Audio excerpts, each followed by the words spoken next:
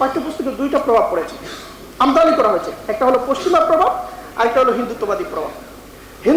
হিন্দুত্ববাদী প্রভাব বাংলাদেশকে স্বাধীন রাষ্ট্র হিসেবে দেখতে চায় না। অখণ্ড ভারতীয় চেতনা বাংলাদেশকে স্বাধীন রাষ্ট্র হিসেবে দেখতে চায় না। অখণ্ড ভারতীয় চেতনা মুসলিমদেরকে ভারতীয় পরিচয় এবং সত্তার বিরোধী হিসেবে দেখাতে চায়।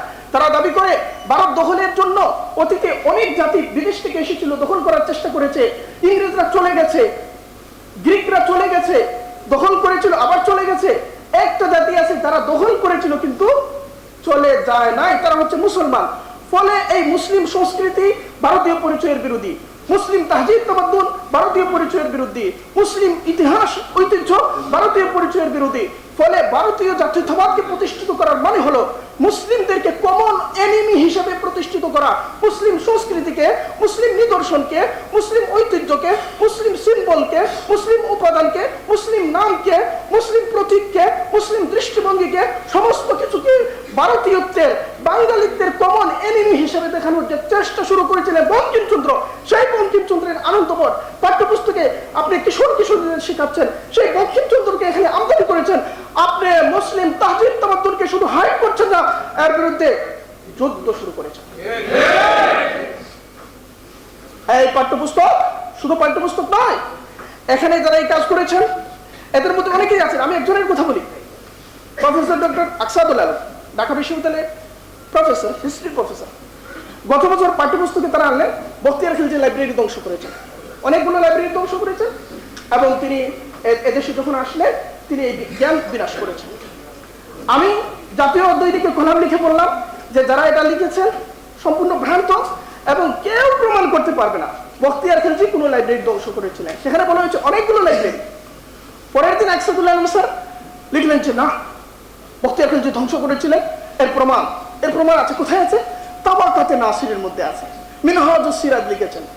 আরে তাবাকাতে নাসিরি তো ফার্সি ভাষায় লেখা হয়েছে, বখতিয়ার খিলজির বঙ্গোদয়ের 60 বছর পরে লেখা হয়েছে।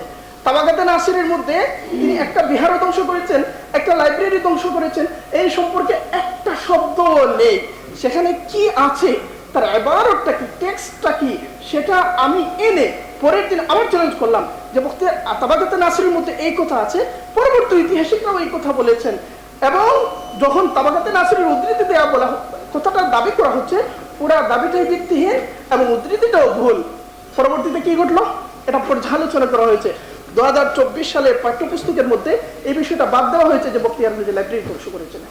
আমি মনে করি এরকম অনেকেই আছেন যারা হিন্দুত্ববাদী ন্যারেটিভকে আমাদের জাতীয় শিক্ষা ব্যবস্থা এবং পাঠ্যপুস্তকের মাধ্যমে প্রতিষ্ঠিত করে আমাদের শিক্ষার্থীদেরকে হিন্দুত্ববাদের ভবিষ্যতের দাস হিসেবে, পাশ্চাত্য সংস্কৃতির ভবিষ্যতের দাস হিসেবে বানাতে চান।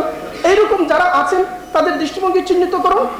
আমাদের সক্রিয়তা, আমাদের নিজস্ব আত্মপরিচয়, আমাদের স্বাধীনতার ভবিষ্যৎ, আমাদের জাতি গঠনের প্রকল্প, একে বিকশিত করার জন্য এর সাথে এর পক্ষে নিবেদিত শিক্ষাবিদদেরকে পাঠ্যপুস্তকে যুক্ত করে, এনজিওদের প্রভাব থেকে পাঠ্যপুস্তককে মুক্ত করে, বিদেশিদের প্রভাব থেকে পাঠ্যপুস্তককে মুক্ত করে, যারা আধিপত্যবাদী শক্তি, ইউরোপীয় শক্তি, জাতিসংঘ সহ আরো যারা আমাদের পাঠ্যপুস্তককে নিজেদের খেয়াল খুশি মতো রূপ দিতে চায়, আমাদের সমাজ ব্যবস্থাকে ধ্বংস করতে চায়, আমাদের পারিবারিক কাঠামোকে বিনষ্ট করতে চায়, তাদের প্রভাব থেকে পাঠ্যপুস্তককে মুক্ত করে দেশের মানুষের হৃদয়কে জয় করতে পারবে, এবং আপনাদের সেই উদ্যোগ অভিনন্দিত হবে।